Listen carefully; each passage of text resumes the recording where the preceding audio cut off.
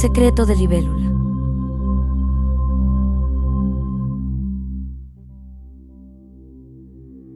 Los días transcurrieron sin novedades. Carola regresó desde donde vivía a Betsabé muy alegre y animosa. El viaje y lo conversado la renovó por completo. Es que Betsabé era fantástica, tremenda para dar buenos consejos y otras cosas importantes. Realmente era poderosa como tan hermosa se decía.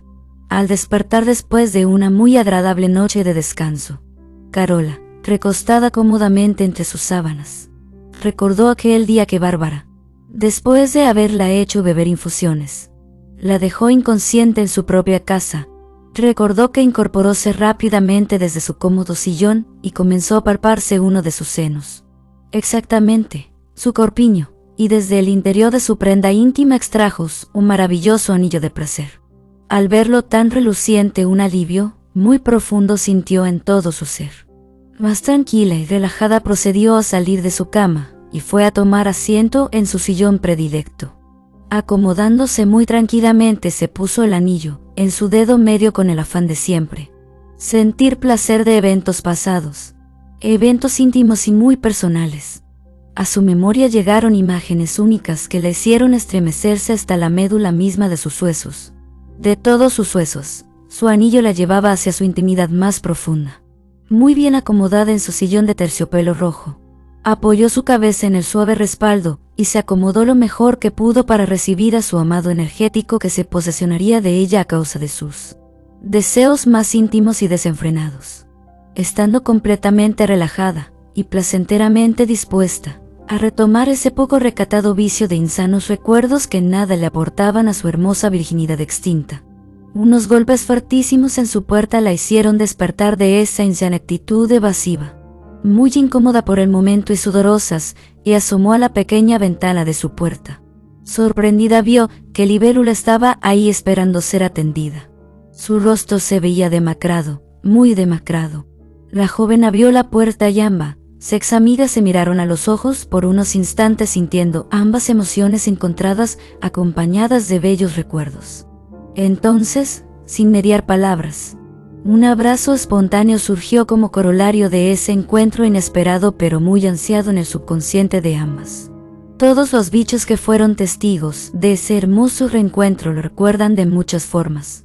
Para las mariposas es el día de las flores, para los duendes el día de los abrazos, para los enanos el día de las hadas, para los árboles, arbustos y cuanta forma arbárea existente hasta nuestros días. Ese momento fue conocido como primavera, hermosa palabra que evoca épocas de florecimiento, calor y romances. ¡Qué hermoso! Pasados todos los malos entendidos y desilusiones que ambas se atribuían mutuamente, y después de la tradicional infusión de mandrágora, el tema central que a ambas incomodaba se presentó a flor de labios. Bárbara, embriagados por la sobredosis de infusiones, ambas se recostaron en el largo sillón rojo y unieron sus cuerpos en un abrazo casi amoroso.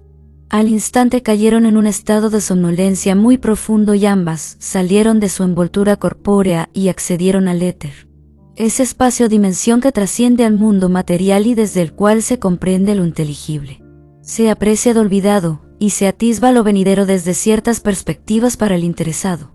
A partir de ese momento las dos nuevas amigas por intereses comunes se encontraban. ¿Qué pretendía Bárbara? Muy lejos de ese lugar y desde donde ellas se encontraban, ambas amigas y desde el éter, pudieron ver que, dentro de una enorme zarzamora bastante desproporcionada, Bárbara algo planeaba de manera muy acuciosa. La malévola hechicera, habiendo regresado de sus incursiones exploratorias buscando un preciado objeto de ensueños, y no logrando comprender cómo un objeto tan preciado y codiciado por tantas no se hallaba en la vivienda de la presuntuosa Carola, comenzaba a descontrolarse inevitablemente. Desde que había llegado a ese lugar esas dos hechiceras, Libélula y la vendedora de plata, habían sido sus dos objetivos primordiales.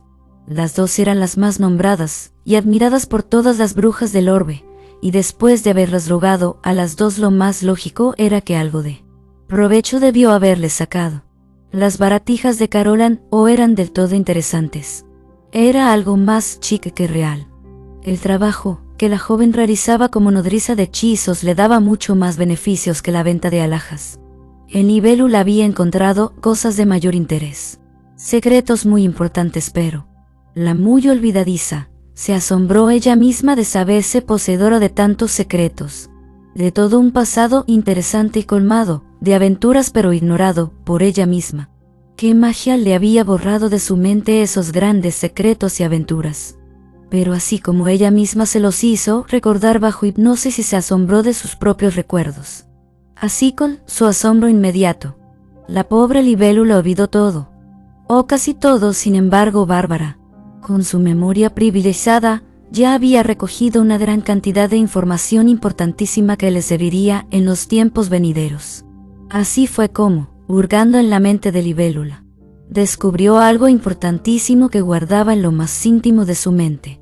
Un amor secreto, un amor que anhelaba volver a conquistar de todas maneras, y ese deseo más íntimo se cumpliría y lograba ser dueña de ese magnífico anillo de ensueños. Fue entonces que Bárbara comprendió que poseer ese anillo de placer energético le otorgaría poderes inimaginables.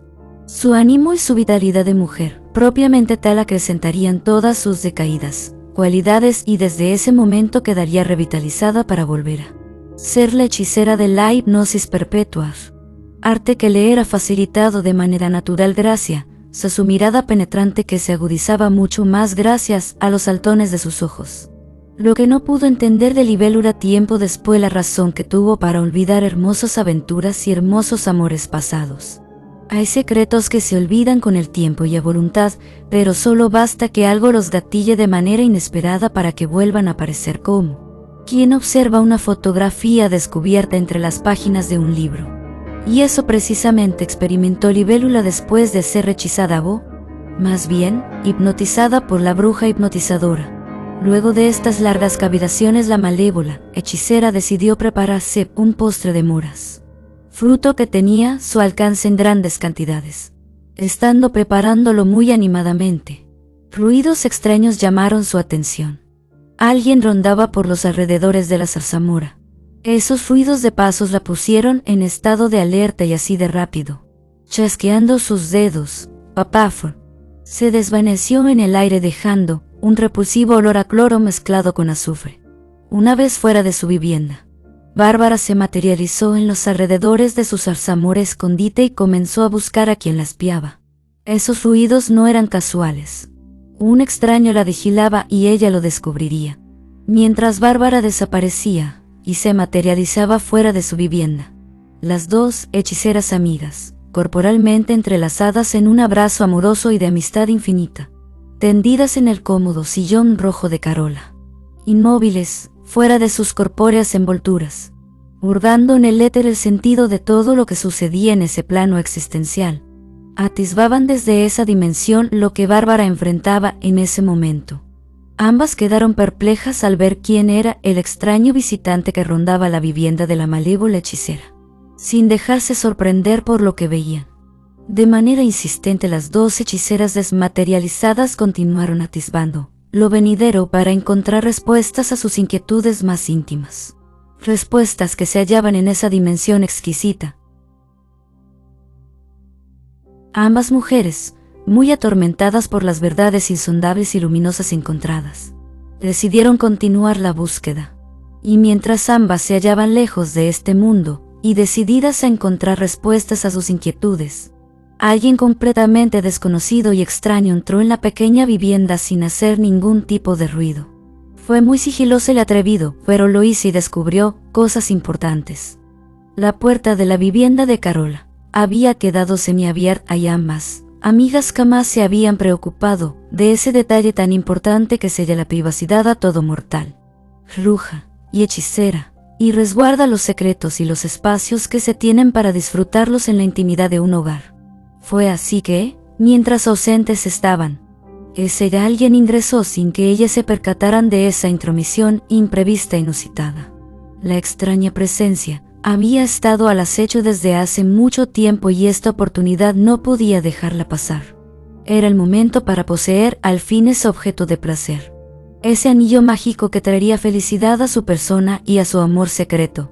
Fue así como, aprovechando el estado de inconsciencia en el que ambas hechiceras se encontraban, muy delicadamente sacó desde el dedo medio de la joven el anillo, tan apetecido por tantas y que por descuido no escondió de manera debida. Y así como ingresó muy sutilmente ese extraño visitante, así también salió por la puerta sin que nadie fuera testigo de ello. Termina esta séptima parte.